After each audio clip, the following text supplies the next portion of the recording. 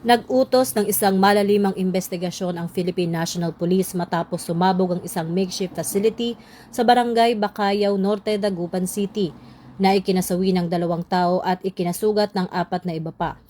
Batay sa pagsisiyasat ng Dagupan City Police at Regional Civil Security Unit, napatunayang iligal na nag-ooperate ang naturang pasilidad sa loob ng isang residential area na walang kaukulang permit, na nagdulot ng malaking panganib sa kaligtasan ng mga residente.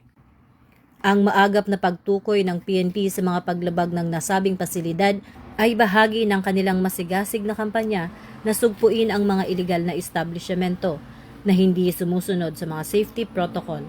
Sa pamamagitan ng mabilis na aksyong ito, muling binigyang diin ng kapulisan ang kanilang pangako na pananagutin ang mga may-ari at patuloy na magbabantay upang maiwasan ang mga katulad na trahedyang ito sa iba pang panig ng bansa.